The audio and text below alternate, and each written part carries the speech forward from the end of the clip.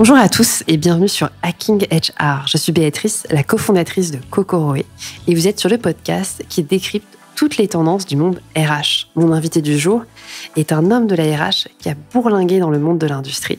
Il s'agit de Didier Lachaud, DRH du groupe Elis. Bonjour Didier. Bonjour Béatrice. Alors Didier, tu as un parcours qui est extrêmement riche, mais j'aimerais commencer par une première question. Qu'est-ce que tu voulais faire quand tu étais petit ? Petit, je voulais être comédien et un peu plus tard avocat. Super métier. Donc, point commun, des métiers de la scène, charismatique, éloquence. Comédien, oui. Comédien, c'était pour ça. Et puis, je me suis vite rendu compte que c'était quand même compliqué de vivre de ça. Et avocat, j'ai arrêté parce que je voulais être badinter ou rien. Ah oui, ça met la barre tout de suite très haut. Et comme je me suis vite rendu compte aussi qu'il n'y aurait pas beaucoup de badinter, il a fallu que... Alors, j'ai fait du droit quand même, en me disant que c'était pas mal. Je me suis rendu compte aussi qu'on pouvait se retrouver à traiter des problèmes de voisinage, des problèmes de chiens écrasés, qu'il n'y avait pas que des innocents en prison non plus. Oui. Donc, c'était pas très rigolo. Et c'est pour ça qu'après avoir fait du droit, j'ai fait Sciences Po pour pouvoir faire autre chose que Super avocat. études, généraliste. Du coup, tu avais fait une spécialité, Ecofi J'ai pris Ecofi à l'époque et en dernière année, ressources humaines. Super. Ah, donc déjà, tu avais déjà à l'époque un intérêt pour la RH. Qu'est-ce qui t'avait... J'avais pas d'intérêt pour le reste, en fait. À défaut. C'est un peu par défaut. Non, en fait, ça me plaisait bien parce que c'est pas une science exacte. Que les chiffres, même toute la journée, m'amusaient pas beaucoup.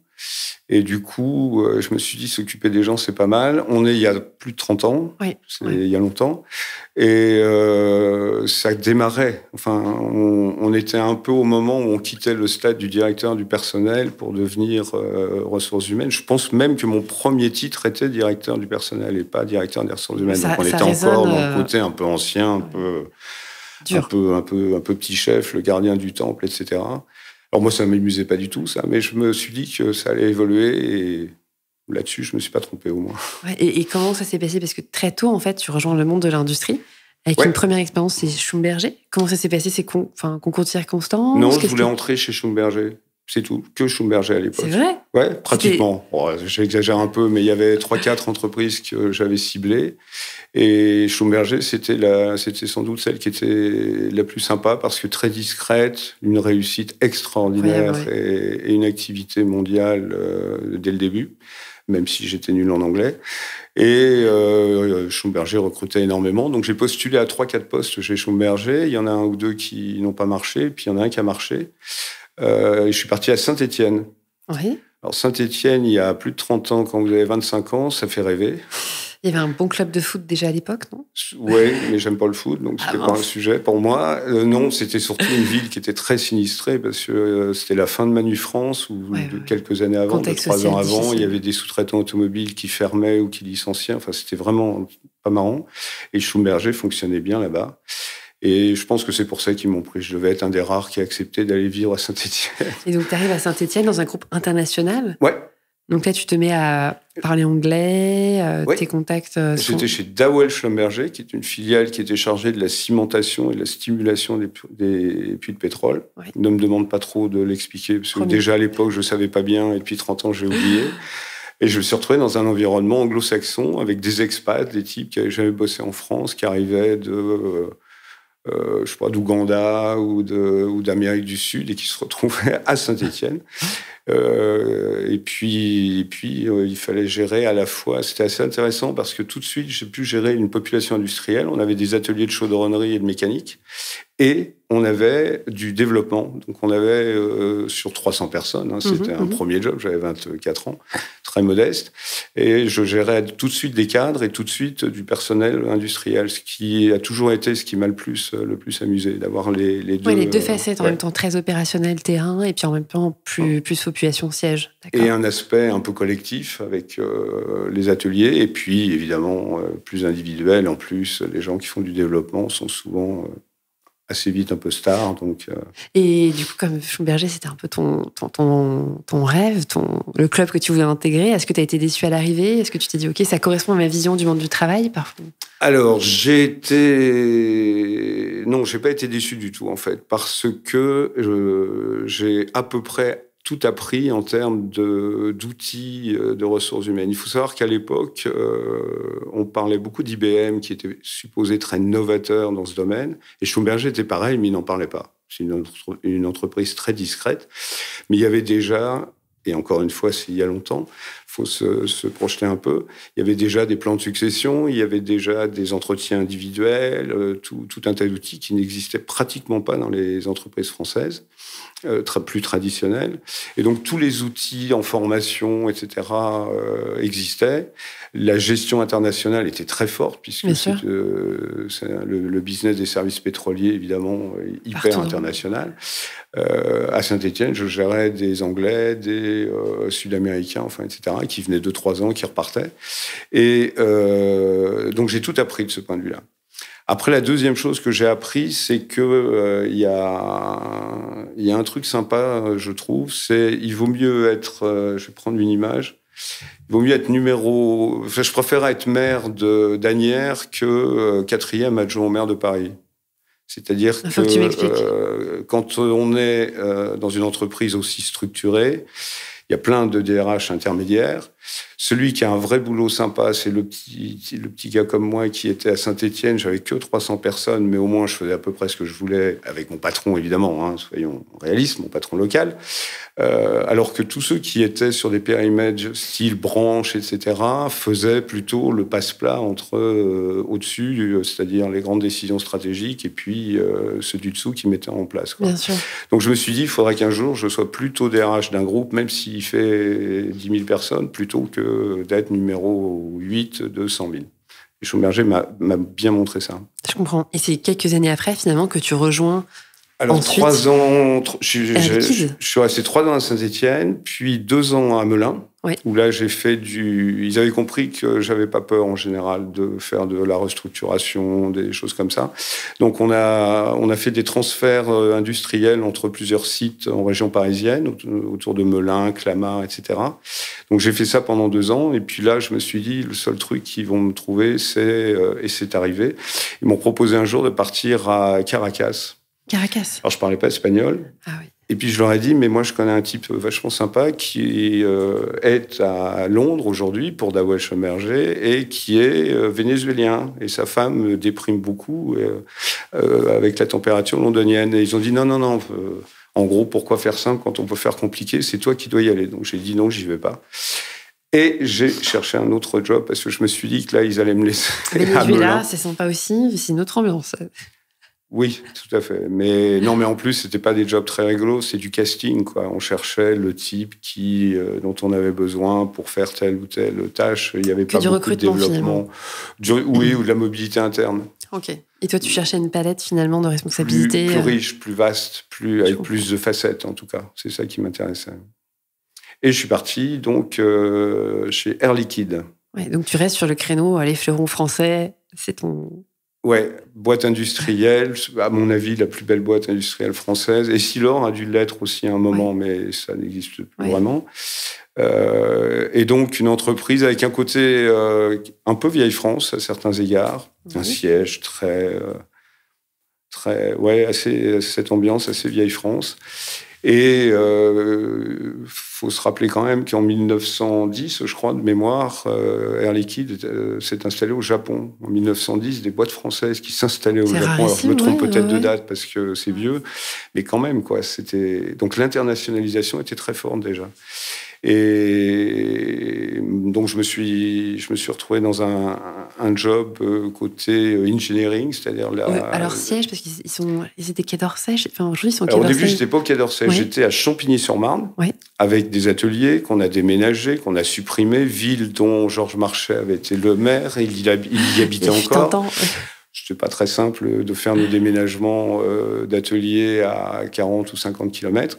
Bon, tout ça a été assez agréable. Et puis, le DRH de l'époque, du groupe, avait entendu parler de moi, parce que c'était la première fois qu'ils embauchaient un type aussi jeune j'avais pas 30 ans ou 30 ans, pour un poste qui n'était pas immense, mais qui commençait à se voir un peu. Et puis, un jour, il m'a demandé de venir le voir. Je le connaissais pas. Et il m'a dit, alors, comment vous trouvez l'air liquide, etc. Bon, je lui ai raconté ce que je pensais. Et puis, il me dit, je pense qu'il faudrait s'organiser autrement. Si vous étiez à ma place, vous feriez quoi? Je me suis dit, bon, de toute façon, je suis jeune, tout va bien. Au pire, je vais lui dire des tas de bêtises, il va me virer. Puis, au pire, je vais vous trouver Ça, c'est le genre d'entretien qui peut changer une vie, je sens. Ouais. Alors, je lui ai raconté que moi, j'organiserais les choses un peu différemment. C'était très géographique à l'époque. Et vous savez, en général, dans les organisations, vous faites géographique. Et puis, un jour, vous changez de management, vous passez à business unit. Et puis, 5 ans après, vous vous dites, tiens, ça marche pas, on va faire géographique, etc. Et donc là, j'ai proposé un truc par une gestion des ressources humaines fondée sur les compétences communes par secteur. Je vous passe les détails. Il a trouvé que c'était sympa. Il m'a dit, proposez-moi une organisation pour le groupe. Moi, je gérais 1000 personnes sur 30 000 à l'époque. Donc, changement d'échelle. Mais en plus, il ne me demandait pas de m'occuper des 30 000, mais juste puisque j'avais mis cette idée de mettre ça un peu sur le papier. Donc, ce que j'ai fait, je suis revenu le voir un mois après en me disant... va peut-être falloir que je fasse mon CV. Et puis, il a dit, ouais, c'est bien, etc., etc. Donc, on a travaillé le sujet. Il a été voir le président de l'époque. Il a dû lui expliquer qu'il avait beaucoup réfléchi et que c'était formidablement génial, son idée. Et on a mis en place l'organisation. Et du coup, j'ai trouvé là-dedans ma place. Il m'a proposé une partie. J'avais dû créer 4 ou 5 postes, je crois, de DRH pour l'ensemble du groupe, ou à peu près. Alors, c'était un peu plus compliqué que ça. Et il m'en a donné un, enfin, il m'en a proposé un. Et donc là, je me suis retrouvé au siège au Quai d'Orsay. Ouais, tout à fait. Donc là, ton parti pris, finalement, ça a été très tôt de proposer des idées, de ne pas être juste dans ta fiche de poste. Qu'est-ce qui faisait que... C'est quand même incroyable, à moins de 30 ans, tu viens, tu proposes une nouvelle orga. Qu'est-ce qui a fait parce qu'il me l'a demandé.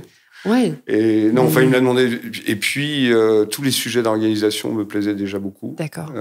Et ça, j'ai toujours continué à aimer ça. Pourquoi ça t'intéresse ? Parce que l'organisation, c'est ce qui va créer la fluidité ou au contraire, qui ne va pas la créer, qui ne va pas la favoriser. C'est ce qui fait que les choses fonctionnent ou pas. J'ai toujours été, et c'était le credo aussi d'Air Liquide à l'époque, très soucieux d'éviter les lourdeurs administratives, les empilages. Les process. Process très compliqués. Et l'idée proposée se voulait de créer de la fluidité, de beaucoup plus de communication pour qu'on puisse développer les gens dans plusieurs activités du groupe, etc., etc. Et tu t'étais renseigné sur les organisations, les procès, genre de choses? C'était déjà quelque chose... T'avais bouquiné, potassé des... Non, j'étais là depuis 2 ans quand il m'a proposé ça, je crois. Je suis resté 5 ans, ça devait être après 2 ans. Donc, fondamentalement, je connaissais, connaissais l'organisation, j'avais rencontré plein de gens. Et puis, ça restait très théorique. Je suis en train de te dire que j'ai tout décliné jusqu'au bout. Mais ça a été une grande chance parce que ça m'a donné un accélérateur interne fort. Je suis passé de mes 1000 ou 1500... piou-piou à, je ne sais plus combien à l'époque, mais 5000. Et puis surtout, un vrai job international, où là, j'ai commencé à avoir des gens aux États-Unis, j'avais une petite équipe au Japon, enfin des gens à gérer, j'entends. Et puis un peu partout en Europe, c'était l'Europe du Sud, je crois, à l'époque, donc plein de pays. Donc là, j'ai commencé à voyager aussi, à être... avec des différences culturelles assez fortes. Ce que j'allais dire, parce que là, pour le coup, c'est ton premier job qui est vraiment worldwide, avec un vrai scope de responsabilité. Comment est-ce que tu gères cette dimension un peu multiculturelle? Comment est-ce que tu apprends finalement à gérer une culture? Tu parlais d'Amérique du Sud, tu parlais du Japon. Est-ce que tu es formé? Comment tu fais cette espèce de saut de puce et de gymnastique intellectuelle? En allant sur place. C'est pour ça que j'ai commencé à voyager beaucoup. Et en étant sur place, la première fois que je suis allé en Chine, c'est assez surprenant. On est en 1980, je sais pas combien, 14, 15. La Chine n'était pas du tout ce qu'elle est devenue. On allait voir si on pouvait faire une JV localement. Et là, on fait des tas de bêtises culturelles parce que le choc était énorme. Mais c'est en allant sur place, quoi. C'est quand on passe quelques jours quelque part, qu'on discute avec les gens, qu'on regarde comment ils travaillent, comment ils vivent. Encore une fois, on fait quelques petites erreurs. Mais c'est comme ça qu'on apprend, quoi. Et là, du coup, tu continues après sur la même trajectoire internationale, puisqu'après, tu rejoins le groupe FIV. Oui. C'est ça? Alors, qui était très européen, essentiellement européen, sauf une grosse entité au Brésil. Oui. Donc c'était devenu essentiellement européen, mais sympathique. Là, je n'y suis resté que 2 ans parce que l'autre truc que j'ai appris, ou j'avais déjà appris dans les années d'avant que j'ai pas cité, c'est que quand on est DRH, il faut s'entendre avec son patron, et puis il faut surtout apprécier beaucoup son patron. Ouais. Et puis il se trouve que celui-là, je l'appréciais pas. L'harmonie est importante dans le succès d'un job, hein, on est donc, d'accord. je suis resté 2 ans. Ouais. Parce que c'était pas du tout conflictuel. Ouais. Ça matchait pas. Ça matchait pas. J'ai besoin d'avoir des patrons. Non pas que j'admire, parce qu'il faut pas exagérer, puis avec l'âge. Hein, mais que l'on prend vraiment pour le numéro 1 de la structure. Quoi. Ouais. Et ensuite, tu rejoins du coup Gemalto, autre fleuron français. Qui s'appelait J'aime plus à l'époque. Qui s'appelait J'aime plus à l'époque. Absolument. Si tu peux nous raconter, parce que c'était quasiment les débuts, tu es passé de 3500 collaborateurs à 15 000 très rapidement. Comment les choses se sont passées et quel était ton poste?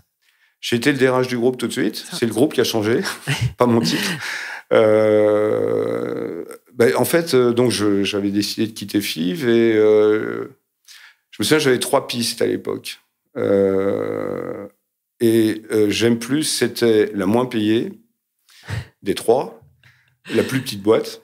Donc, si on raisonne en disant, comme certains DRH, je suis un super DRH parce que j'ai 100 000 personnes, c'était raté. Il y en avait 3 000, 3 500, je crois, de mémoire. Un peu moins payé que les 2 autres. Et j'avais donc ces 3... Enfin, j'ai fini au bout des process par avoir les 3 offres. Et j'ai choisi donc la moins payée, la plus petite boîte. Quelle était ta grille de lecture et pourquoi tu as choisi GFI? Parce que j'ai rencontré le fondateur. Ouais. Tu sais, je te disais à l'instant que j'aime bien les gens avec qui je vais travailler ou pas, quoi. Et lui, tout en étant très conscient que c'était un fantastique vendeur de rêves, d'histoires et un grand visionnaire, j'étais pas dupe. On peut dire son nom, c'était Marc Lassus. Ouais. Et je me souviens, j'ai dîné avec lui un soir dans un restaurant à Paris où il m'a raconté sa vie. Donc, ça a commencé à 20h30, où il était en retard comme d'habitude. À l'époque, je savais pas que c'était comme d'habitude. Et puis, on s'est quitté vers minuit, quoi. Donc, il m'avait raconté toute son histoire à lui, démarrant dans le Béarn. Et puis, J'aime plus. C'est le truc avec une idée qu'il présentait comme étant très simple. On était à la 9e ou 10e année quand je l'ai vu et c'était l'histoire fantastique qui s'était mise en marche. Et du coup, je me suis dit, c'est plus marrant d'aller chez lui que... Donc là, quand même, prise de risque, parce que tu pouvais choisir quelque chose d'assez confortable, mais là, tu décides de dire, OK, je crois en cette aventure et j'y vais. Exactement. Et cette aventure se révèle être incroyable, parce que là, si tu connais une espèce d'hyper-croissance, finalement, ce qui est assez rare dans une carrière. 30% à peu près moi, je suis rentré en 1997 et on a fait à peu près 30% de croissance chaque année. En 2000, je me souviens qu'on avait fait 50% de croissance avec peu d'acquisitions, donc c'était beaucoup de croissance organique. Et puis, c'était des moments un peu de folie, c'est-à-dire que un fondateur à la tête d'une entreprise très visionnaire, qui avait 2 idées par heure au minimum. Qui croit en l'avenir de la carte à puce comme personne. Comme personne, et qui avait souvent raison. Il avait déjà à l'époque un concept de notariat électronique. Aujourd'hui, quand on signe l'acquisition d'un appartement de manière électronique. Il y pensait déjà il y a 25 ans. Et on accompagnait cette croissance où on ouvrait un pays nouveau pratiquement tous les mois ou tous les 2 mois. On crée des équipes partout. Il y a un autre truc que j'ai appris, c'est que tout ça était basé en Provence. Le siège, à l'époque, était basé en Provence et le soleil ne suffit pas pour faire venir les gens. C'était ça qu'ils vendaient avant que j'arrive. C'est-à-dire que on paye un peu moins, mais ils auront le soleil en plus. Ça marche pas. En termes d'attractivité, il faut plus, quoi. Il faut que le salaire soit là aussi. Parce que là, tu es sur un profil vraiment d'ingénieur, donc il faut réussir à les attirer. Et déjà, à l'époque, on parlait de la pénurie des bons ingénieurs sur ce type de marché. Absolument. Donc toi, tu travailles aussi sur la marque employeur. Comment Alors, on était bien aidés de ce point de vue-là, parce que, Marc Lassus ne résistait jamais à un micro, une caméra ou quoi que ce soit. Visible, 2, on était quand même l'entreprise, la start-up française en pleine réussite. Donc, côté image employeur, on était très aidés par l'écosystème qui était autour, en tout cas en France. Ouais. C'était moins vrai aux États-Unis, par exemple, où on avait beaucoup de mal à recruter. Et en plus de ça, le produit était innovant, il bougeait très très vite. Ouais. Moi, je me souviens encore d'un truc super. On faisait un séminaire qui était à la fois tourné vers les clients et puis le team building des cadres dirigeants du groupe. On était plusieurs centaines. Je crois que c'était en Thaïlande et un type monte sur scène. C'était le patron du marketing de la partie téléphone. Dans les cartes à puce, il y avait la téléphonie, les banques, bancaire, la sécurité, etc. Et il arrive avec son téléphone. Alors, il faut se représenter le téléphone de l'époque, 25 cm de haut, etc. Et il dit, ça, dans 5 ans, ça servira à beaucoup de choses, mais presque plus à téléphoner.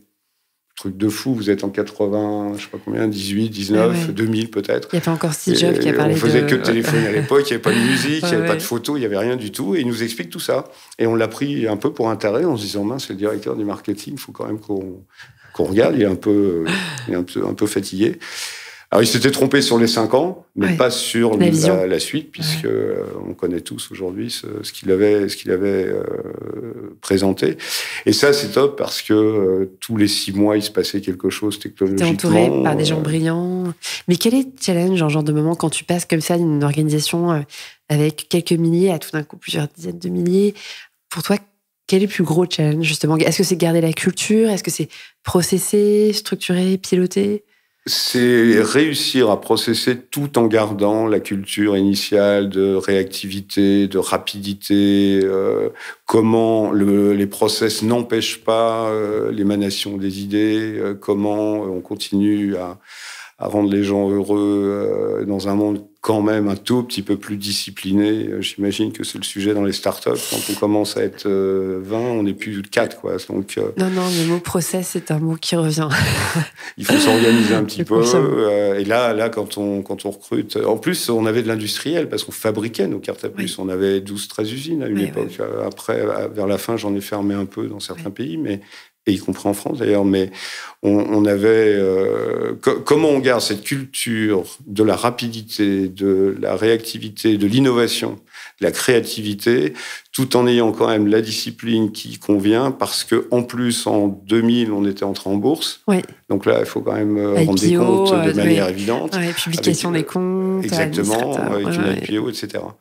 Et donc, c'est l'enjeu majeur qu'il y a. Le deuxième, c'est comment on fait pour recruter des talents à la fois quantitativement, mais aussi qualitativement. J'ai coutume de faire une très vilaine plaisanterie qui va m'entraîner encore plein d'ennemis, mais quand on recrute en R&D, en général, on voit 10 personnes, il y a 9 escrocs et il y a un génie, quoi. Le problème, c'est qu'on recrute plus d'escrocs que de génies. Escrocs étant une caricature, bien sûr, mais enfin... On n'a pas des génies à tous les coins de rue, quoi. Donc ça aussi, c'est compliqué de trouver quand même tous les gens de très bonne qualité. Et puis, comment on gère les luttes de pouvoir. Oui, parce qu'à ces niveaux, il y a forcément des tensions, des querelles de cours. Puis à l'époque, le fondateur, dès qu'il recrutait quelqu'un au comité exécutif, il lui promettait qu'un jour, il serait numéro 2 parce qu'il aurait besoin d'un numéro 2. Ça peut créer des tensions. Et la plupart avaient le tort de le croire. Parce que bien sûr qu'il ne voulait pas de numéro 2. Il n'y a pas un fondateur qui rêve d'un numéro 2, ou son fils à l'arrière, mais surtout pas quelqu'un venu de l'extérieur. Parce que du coup, j'aime plus à l'époque, va connaître un peu la trajectoire, grandeur et décadence aussi des pépites. Hein. C'est une lutte de pouvoir. C'est-à-dire que le fondateur donc, a voulu amener l'entreprise en bourse, mais préalablement, il avait fait rentrer un fonds américain qui avait pris 20 ou 25% du capital et qui voulait asseoir son autorité en tant qu'actionnaire principal. Et comme en bons Américains, ils ont trouvé que notre Français, avec son accent du Sud, était quand même génial, mais fou. En gros, ils se sont dit, il faut quand même que on lui donne un rôle un peu moins exécutif et puis qu'on recrute un CEO. Et à partir de là, il y a eu de la lutte de pouvoir forte entre le nouveau CEO qui prenait des décisions qui ne plaisaient pas au chairman of the board qui était devenu le fondateur. Le fonds américain qui a considéré que les Français, c'était des gens qui ne comprenaient rien, qui voulaient déménager la boîte et sans doute une bonne partie de la techno aux États-Unis. Il faut se rappeler qu'à l'époque, les Américains n'avaient pas la technologie de la cryptographie. qui est une invention européenne, française. Donc, lutte de pouvoir. On monte les syndicats français contre le management américain. Oui.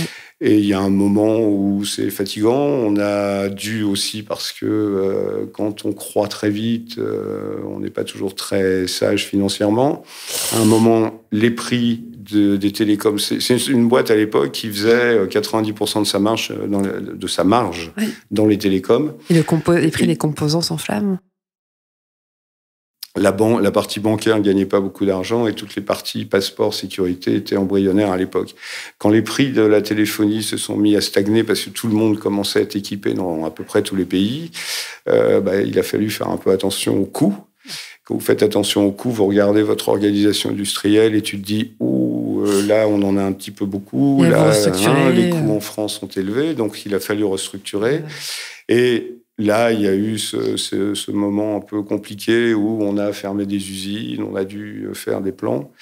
Et c'est l'époque où j'ai été séquestré, menacé. C'est pas vrai? Ouais, j'étais séquestré 2-3 fois. Ouais, oh là là, sur site, en usine? Une fois sur le site et 2 fois dans des lieux extérieurs. Dont, oui, donc tu as connu les négociations un peu dures. Ouais. Un peu dures. Ouais, à Marseille, ils occupaient l'usine. Et c'était un peu compliqué parce que la nuit, ils buvaient, ils fumaient des trucs qui ne se vendent pas dans les bureaux de tabac. Donc, ils étaient un peu fatigués, un peu excités quand on arrivait en négociation. C'était un peu compliqué. Et puis, finalement, on a fait ce qu'on devait faire, mais ça a pris 9 mois au lieu de prendre 2 mois. Ça a coûté des fortunes. Et là, du coup, toi, tu pars, c'était avant la fusion, parce que du coup, ensuite, J'aime plus à fusionner avec un Néerlandais. C'était avant. C'était avant. Okay. Moi, je suis parti avant. En fait, je dois avoir le record du monde, de France, d'Europe, du plus long préavis. Ah ouais. J'avais donné ma démission, je m'en souviens encore. J'étais basé en Suisse à l'époque et il n'y avait plus de patron. Suite aux séquestrations, tu te dis là, je prends un peu de recul? Non, on avait, pour des raisons assez fiscales, j'étais pas pour grand-chose, mais il avait été décidé de structurer juridiquement la boîte autrement, avec un siège au Luxembourg, avec une partie managériale en Suisse. Et il fallait que des top managers aillent vivre en Suisse. Donc, j'avais été vivre à Genève. Et à un moment, donc, le patron choisi par les Américains s'en va. Il y avait une certaine vacance du pouvoir. Et je décide de partir. Et je fais ma lettre de démission. Et je ne savais pas qui la donner. Alors, je l'ai donnée au General Counsel, enfin, au directeur juridique, en disant, écoute, tu la passeras au board. Je ne sais pas qui l'a donnée, mais je veux m'en aller. Et donc, je me souviens, c'est le 8 septembre 2002, je crois. Et en fait, je suis parti que fin 2003. C'est assez long comme délai de prévenance. C'est un peu long. Surtout que je n'avais pas encore été ni séquestré ni rien à cette époque-là. C'est-à-dire qu'ils sont venus en disant, t'as un job? J'ai dit, non, moi, je veux arrêter, je veux me reposer 6 mois en Provence, je veux apprendre à jouer au golf. Enfin, souffler. C'était ça. Juste, j'ai pas forcément des envies de carrière si fortes que ça. Et ils m'ont dit, ça serait bien que tu fasses le plan, ce serait sympa, parce que il y avait le plan. J'ai dit, OK, mais ça peut durer longtemps, parce qu'en France, ça va être compliqué. En Allemagne, c'est toujours long, etc., etc. Et j'ai dit, OK, puis je pars. Quand j'ai fait l'Allemagne, je suis plus la France, bien sûr, et puis j'avais un 3e pays. Et puis, comme la France a été un peu perturbée avec ce que je racontais précédemment, du coup, je m'en souviens parce que j'ai obtenu l'accord des syndicats le 23 mai 2002. Pourquoi je m'en souviens? Parce que c'est la Saint-Didier le 23 mai, c'est aussi bête que ça. C'est pas parce que c'était le truc fantastique. Et du coup, j'ai physiquement annoncé que 3 mois après, je partais à mes équipes, etc., le jour même. Et là, c'est long, 9 mois de préavis. C'est presque un an. C'est un record, effectivement. Et là, du coup, tu décides de t'octroyer ce qui est très rare dans une carrière, c'est un break. Je voulais apprendre à jouer au golf. C'était ça essentiellement, parce que j'avais pas eu le temps jusque-là, parce que je voyageais à 50-60% de mon temps, qu'en plus j'étais frustré, parce que quand je me suis retrouvé de temps en temps coincé un week-end quelque part, je me suis dit, j'aurais pu aller jouer au golf, mais je sais pas jouer. Et tu t'es dit, c'est le moment pour faire bosser mon handicap et passer quelques... Je savais pas jouer, j'en avais jamais fait. Donc, je me suis dit, le seul moyen d'y arriver, c'est pendant 6 mois, je me repose. Et puis honnêtement, j'étais un peu fatigué, il y a eu beaucoup de pression. Mais c'est rare, tu vois, je trouve, de parler comme ça, de son break et de... Il y a encore un peu un côté tabou, on est censé jamais prendre de pause, alors que finalement, on a parfois besoin de moments où on s'extrait, finalement, tu vois, du run. Ouais, il y a encore des gens qui trouvent que c'est pas normal, c'est un côté bobo ou un côté... Moi, je suis pas bobo pour dessous. En plus, le golf, c'est pas si bobo que ça. Mais voilà, c'était ça mon idée. Et donc, c'est ce que j'ai fait, évidemment. Et puis, j'avais vécu quand même 6 années très, très denses, super sympa. Quand j'ai commencé à répondre un peu au téléphone, je me suis aperçu que j'avais pas de trucs qui étaient très, très excitants. On m'avait proposé une banque européenne très connue. Je ne me voyais pas du tout dans une banque européenne après ce que j'ai connu. D'ailleurs, je pense que la banque m'aurait pas vu non plus longtemps, mais je n'étais vraiment pas fait pour ce genre d'environnement. Et puis, ça ne m'amusait pas du tout. Et puis, du coup, je me suis dit, mais finalement, il faut... alors, ce n'était pas une prolongation d'un break, mais ce qui peut être sympa, c'est plutôt de travailler pour moi. Et je me suis dit, tiens, chasseur de tête, conseil, tout ça, ça va être un peu sympa. Conseil en management, conseil en ressources humaines. Et donc, c'est ce que j'ai fait pendant 6 ans. Donc, un mélange de chasse de tête, de conseil en ressources humaines. Et tu étais dans un cabinet ou tu étais Au vraiment... début, le mien. Ouais. Et puis, l'inconvénient d'être à son compte quand on n'est pas une star de la chasse de tête, c'est que toutes les belles missions, on ne les a pas. Ouais. On ne les a pas. Et quand je parle de belles missions, ce n'est pas uniquement pour celles qui génèrent le plus d'honoraires, mais celles qui sont un peu plus compliquées, etc. On n'a pas les COMEX. Et d'ailleurs, je reproduis le système parce que je travaille avec depuis 30 ans, avec plein de petits cabinets pour plein de postes. Mais quand il s'agit d'un poste COMEX... Tu sais à qui tu fais appel, c'est on toujours prend un des la même. Ouais. Très bien, on voit laquelle. Et puis comme ça, le conseil de surveillance, il dit, bon, personne ils ne font pas bosser leurs copains, on va avoir du lourd, etc. etc. Ouais. Et donc, c'est pour ça qu'après, j'ai rejoint un cabinet qui malheureusement a disparu depuis, mais qui avait un périmètre européen, et c'était assez sympa. Et quel changement tu fais? Parce que là, finalement, tu quittes un peu l'opérationnel et maintenant le cambouis, et tu es plus dans une approche vraiment de consultant. Ouais. Est-ce que ça te plaît? Qu'est-ce que ça développe? Au début, oui. Ouais. Au début, oui, parce que on virevolte. Je bossais pour une boîte de pâtes. Après, je vais bosser pour des boîtes de R&D. J'ai bossé pour une boîte qui faisait de la prospection sous-marine. Donc, c'est plutôt sympa quand on cherche un type pour Panzani et puis un candidat pour des activités plus techno. Ça change beaucoup. Une variété de missions. Variété de missions, on stresse quand même beaucoup moins que quand on a 400 personnes qui veulent vous casser, qui menacent de vous casser la figure. J'imagine. Et puis même au-delà de ça, il y a quand même moins de pression que sur du business quotidien. La frustration, c'est qu'on accompagne rarement une aventure. Et en fait, ce dont je me suis rendu compte à ce moment-là, et grâce à J'aime plus, mais pendant 5-6 ans, j'ai participé modestement dans mon rôle, etc., à une vraie aventure, quoi. On savait à peu près où on voulait aller. On y allait même au début plus vite puis ça a changé après. Mais là, on accompagne une entreprise, on mène son projet, sa mission, et puis un jour, quand on a bien travaillé, on trouve un très bon candidat. Alors de temps en temps, on retravaille avec eux et on a l'impression de les aider à bâtir. Mais ce sont des interventions un peu sporadiques. Et j'avais envie de retrouver cette espèce d'idée d'accompagner une histoire et une aventure, ce que j'ai trouvé chez Elis. C'est ça, parce que ce qui est intéressant dans ta carrière, lorsqu'on regarde, c'est que tu t'inscris à chaque fois dans une narrative d'entreprise qui a un fort développement. Parce que là, pour le coup, quand tu rejoins Elis, le groupe fait à peine 35% de son chiffre d'affaires en France, si je ne dis pas de bêtises, et puis aujourd'hui, ça a explosé, quoi. Non, il faisait 70%, 75% même, je pense. Moi, je l'ai rejoint il y a 11 ans, ça devait être 70-75% du chiffre d'affaires en France. Et aujourd'hui, c'est 28%, 29% en France. Donc encore un groupe qui expose à l'international. Et là, quand ça se fait, est-ce que du coup, c'est toi qui as appelé, c'est toi qui viens taper à leur porte? C'est une rencontre ou c'est... Non, je commençais à beaucoup m'ennuyer. Alors en plus, 2008-2009, il n'a échappé à personne qu'il y a eu une crise un peu compliquée, que le recrutement a connu des moments compliqués. Et s'il y a bien un truc que je déteste dans la vie, c'est de faire du commercial et d'aller chercher des missions. Bon, là, il a fallu que je le fasse parce que quand même, il fallait vivre et il fallait générer du chiffre d'affaires, mais ça m'amusait pas du tout. Et je me suis dit, en plus, là, j'accompagne pas d'histoire, c'est pas ce qui m'intéresse.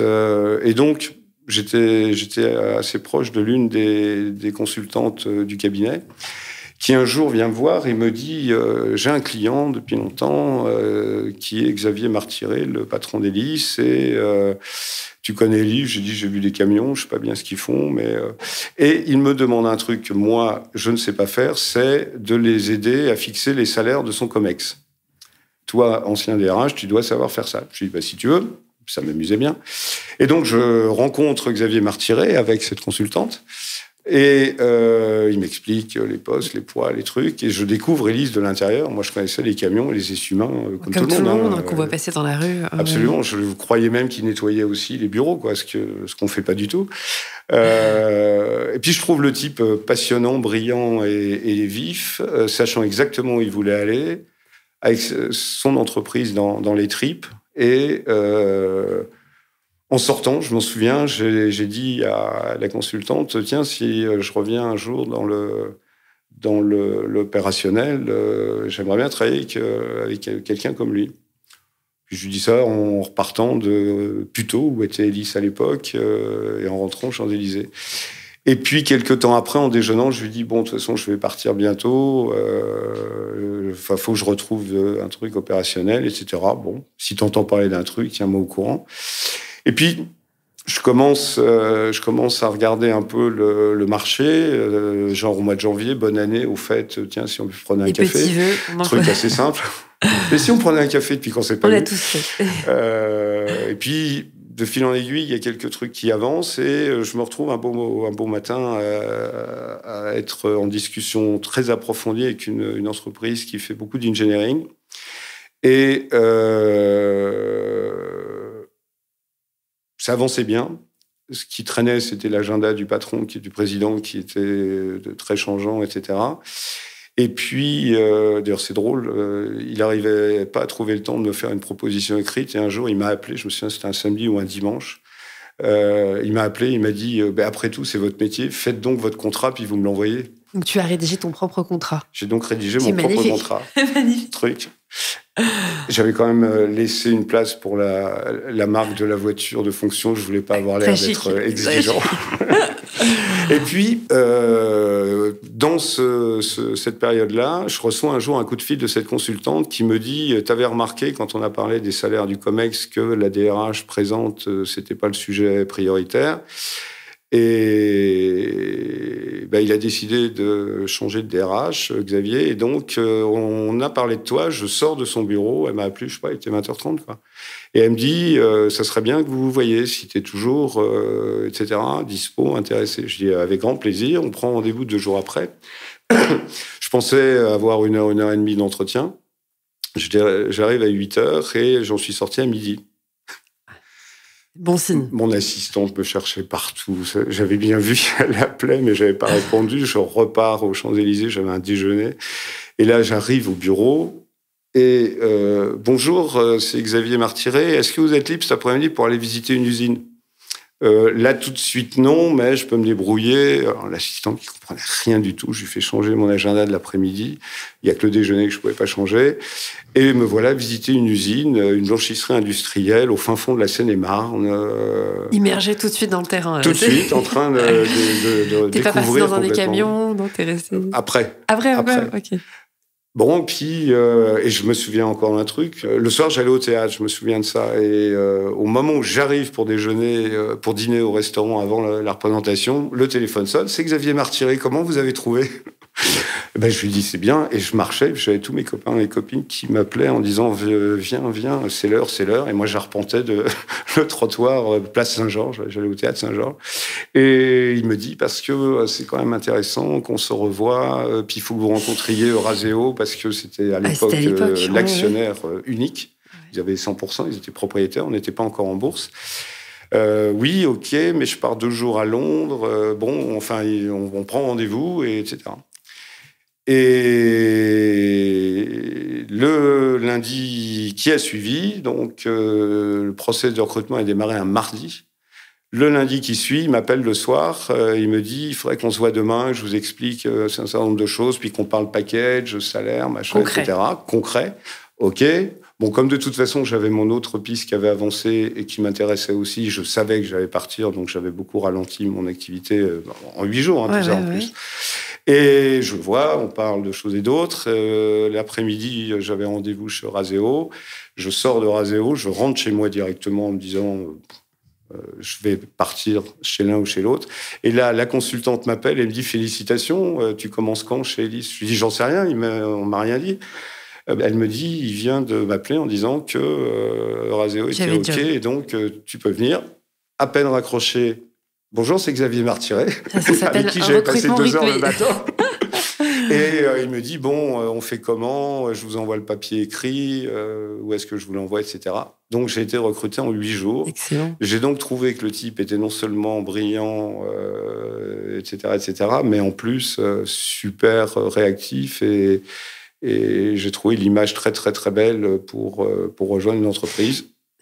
Il y a 11 ans. Et là, du coup, si tu peux nous expliquer, parce que Elis, donc c'est le leader européen de la blanchisserie industrielle. C'est le leader européen de la location-entretien de linge d'hébergement, de vêtements de travail, de fontaines à eau, de tapis.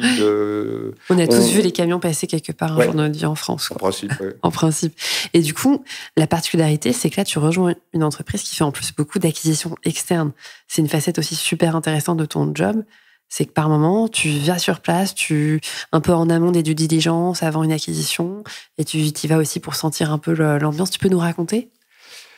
Alors, il y a 3 modes. On a acheté une centaine d'entreprises à peu près. C'est un rythme frénétique, là. Depuis 10 ans. Mais ça va d'une entreprise à 2 millions de chiffre d'affaires jusqu'à Berendsen qui faisait 1,5 milliard ou 1,4 milliard de chiffre d'affaires, qui a fait doubler Elis de taille et on est passé de 12 pays à 28, etc., il y a 4 ans. En fait, il y a des cas où on se dit est-ce qu'on garde ou pas le fondateur ou le vendeur ou le propriétaire et on essaie d'évaluer un peu sa capacité à s'intégrer. Généralement, on le fait sur une certaine période. Il y a aussi le cas, par exemple, de la Russie, c'est-à-dire que est-ce qu'on va en Russie ? Alors moi, j'avais connu la Russie il y a quelques années via Air Liquide notamment. Bon, je trouvais que faire du business en Russie était un peu compliqué. En plus, on achetait un petit truc, donc c'est pas. Et finalement, mon patron me dit on va y aller, puis on va aller voir sur place, quoi. Donc, on a été avec l'homme chargé des acquisitions, le président et moi-même, rencontrer les gens sur place, voir les outils industriels. Il y en avait plusieurs. On a finalement décidé de faire le deal. Il y a les cas où, comme Berendsen, on s'est retrouvé à reprendre une entreprise qui avait 15 000 personnes. Nous, on était 25 000 à peu près à l'époque. C'est énorme. Alors 15 000, c'est beaucoup. Puis là, il a fallu trouver l'organisation qui allait permettre de fusionner tout ça, même si dès le début, on a bien montré qu'il y en a un qui achetait et un qui était acheté, et pas la fusion c'est ce que j'allais dire. entre Comment égaux. est-ce que tu gères finalement ce genre de dimension aussi Parce que la relation, on le sait, lors d'une acquisition, elle peut être aussi un peu tendue entre ceux qui sont rachetés, qui peuvent avoir un peu de défiance finalement de l'acheteur. Comment est-ce que tu gères ce genre de choses ? Alors, on avait décidé avec le président qu'on irait très très vite, quitte à faire un peu d'erreur, mais il valait mieux avoir 10% de mauvais choix que de laisser traîner ce qu'on voit d'ailleurs à chaque fois, les fusions qui traînent avec des consultants partout dans tous les coins pendant des années, des mois. Nous, on a dit, on a le closing le 12 septembre. 1er septembre, on commence à rencontrer des gens. On a été visiter 50 usines dans 6 pays en 3 semaines, tous les deux, avec à chaque fois des visites d'usines. De temps en temps, on ne savait plus bien si on était au nord de la Suède, au sud de la Suède, à droite, à gauche, en Allemagne.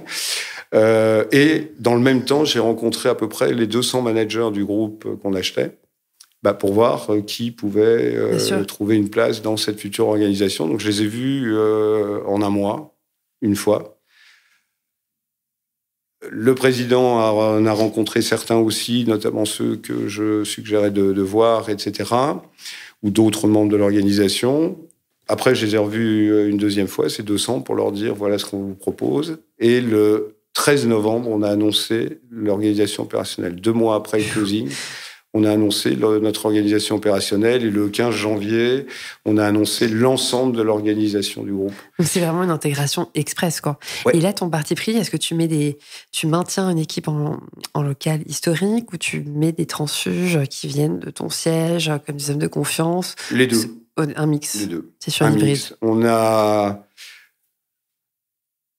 Comme je disais à l'instant, on s'est dit, on va se tromper un peu. Il y a même des cas, on savait en nommant quelqu'un qu'on se trompait. Mais pour diverses raisons, c'est mieux d'avoir un Anglais en Angleterre ou une Anglaise en Angleterre, c'est mieux, etc., etc.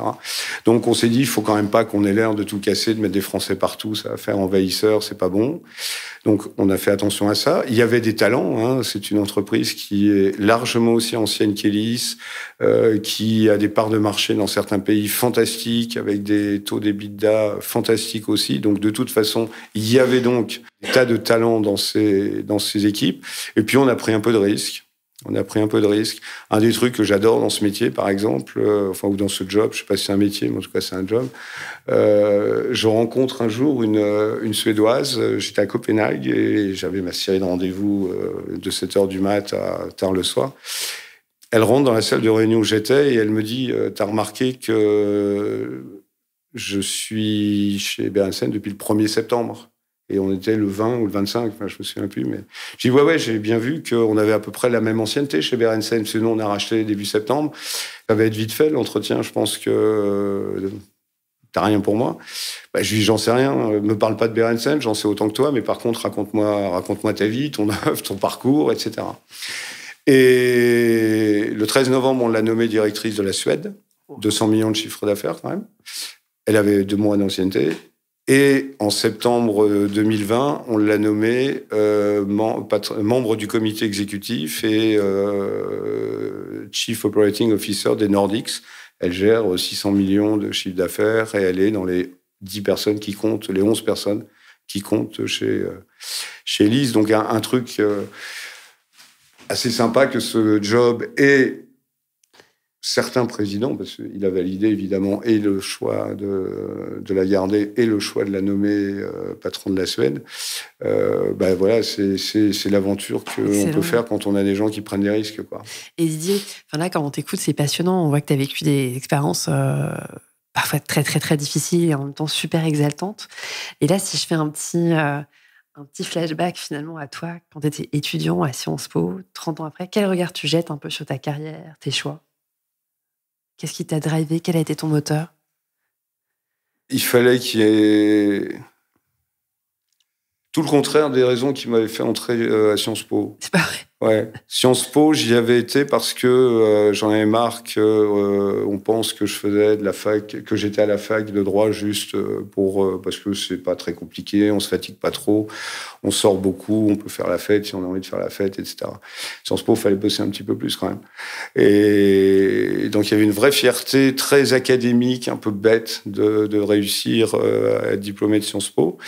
Depuis, ce qui m'a guidé, au début, c'était un peu d'ambition, comme je le disais au début, quoi, avoir un peu de moyens de s'exprimer, d'où mon petit mélange entre il vaut mieux être premier de 10 000 personnes que cinquième de 50 000. Et j'ai été là où il y avait des gens que je trouvais sympas, hein, Lassus chez J'aime Plus, le président d'Elis aujourd'hui, avec des beaux projets, avec des choses à faire, sans trop me poser la question de ce que je ferai après. Et je pense que c'est ça qui est le plus simple. C'est surtout pas se dire... pour moi, hein, il y en a qui en ont besoin, mais alors maintenant que je suis là, il faut que j'ai le truc du dessus, le truc du dessus. T'avais pas un plan de carrière ultra bordé. Et comment t'as fait pour garder ton équilibre de vie ? Parce que t'es sur plein de fuseaux horaires différents, tu l'as dit, tu voyages beaucoup. Alors, tu mentionnais le golf, mais est-ce que t'as des hobbies ou une philosophie, une hygiène de vie que t'as mis en place au fil du temps ? Alors, hygiène de vie, peut-être pas. Non, mais j'ai une vie qui me plaît bien. J'ai pas de problème à beaucoup travailler. J'ai un problème parce que je progresse pas au golf, mais j'ai pas le temps de jouer. Ça, c'est très frustrant. J'adore le théâtre, j'adore l'opéra, donc j'y vais. Enfin, là, depuis 1 an et demi, j'étais extrêmement frustré. J'y suis retourné il y a 1 mois à Aix-en-Provence. Quel bonheur. Je fais pas suffisamment de jeux. La quantité n'importe pas beaucoup pour moi. C'est-à-dire que du moment que je peux aller au théâtre de temps en temps, je peux aller voir un bel opéra, que j'essaie d'améliorer mon score au golf, et puis les amis, la famille. Tout ça remplit bien, hein, parce que quand on voyage beaucoup, on n'est pas souvent là. Donc quand on est là, il faut être vraiment présent, bien sûr. Et je pense en plus que c'est pas parce qu'on voit les gens 5 heures de suite en regardant la télé que la vie est bonne. Donc quand je vois mes gosses, on regarde pas la télé, mais on discute.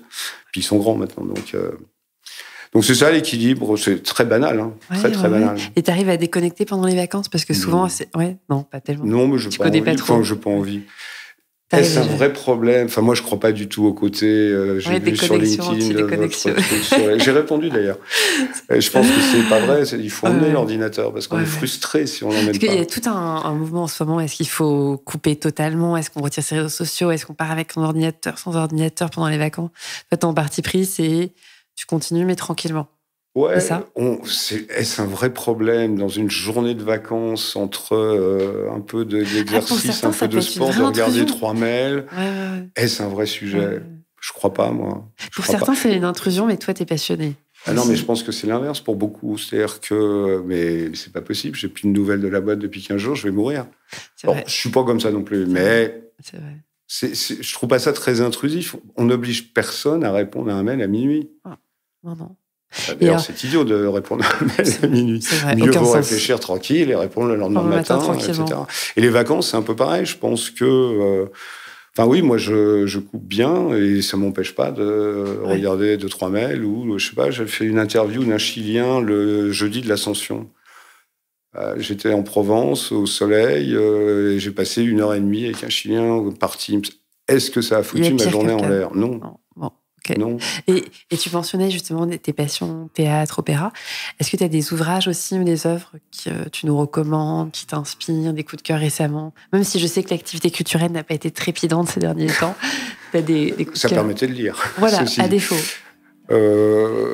Alors, je lis très peu de bouquins de management. Il vaut mieux le faire que lire, je crois, en management. Enfin, vaut mieux essayer de manager. On est parfois déçu par la littérature en management en plus. Et puis s'enrichir avec les idées des autres, etc. Donc je pense que... Moi, ce que je lis beaucoup, ce sont les biographies, pas auto en général, parce que dans les autobiographies, tout le début est toujours très long sur l'enfance et que c'est pas le plus intéressant. Pour voir un peu comment les gens se construisent. Et si c'est un peu critique, c'est pas mal non plus, parce que ça permet de regarder. T'as par exemple une bio que tu nous recommandes ou C'est qui la dernière bio que j'ai lue? Je lis 3-4 bouquins en même temps souvent, alors j'oublie les titres. T'es en mode multitasking en littérature. Ouais, c'est pas très structuré ça. Faut le dire à mon patron. J'arrive pas, moi je suis un par un, mais j'arrive pas à faire plusieurs en même temps, je suis perdue. Non, moi c'est pour ça que je retiens jamais les titres. Le dernier truc que j'ai lu, c'est quoi? Ah aussi, c'est très léger, c'est... Divine Jacqueline, un bouquin fait par Dominique Norat de l'Académie française sur sans doute le dernier modèle qui ne se fera plus et qui n'existera plus de la parfaite dame fortunée mondaine. Ouais, je vois bien, c'est très proustien. Jacqueline de Ribes, très proustien. Ouais. Alors on en retient juste que ça peut plus exister et c'est sans doute mieux. Parce que ça véhiculait quand même que des valeurs très anciennes. Mais il y a un côté un peu ethnologique, quand on n'a pas connu, assez léger, facile à lire. Et puis... On prend ta recommandation, on aime la jet set, même si c'était il y a très longtemps, on prend. Mais oui, mais c'est léger comme tout, puis c'est étonnant de voir que ça a pu exister comme ça en vrai, quoi. Pas uniquement dans Gatsby le Magnifique. Ouais, parce qu'ils connaissaient Truman Capote, c'était ces années-là, c'est ça hein, Oui, absolument, c'était très... Okay. Donc c'est très léger, et puis qu'est-ce que j'ai lu récemment? J'ai lu le bouquin d'Édouard Philippe et de son copain, là. Bon, il n'a pas besoin de moi pour se vendre, et tant mieux. Ouais. On ne fera pas de commentaires politiques. Mais okay. Non, c'est pas du tout politique, c'est juste que on n'apprend pas grand-chose. Mais on est souvent déçus par les bios politiques avant les présidentielles. Il y a un côté un peu programme ou un peu... On n'en dira pas plus. On va rester sur Divine Jacqueline. Merci Didier pour ce super témoignage. On a parlé de Sciences Po, de Schlumberger, de Gem+, de théâtre, de golf et bien sûr d'Hélice. C'était un plaisir de te recevoir. À très bientôt, ami de la RH. Merci beaucoup.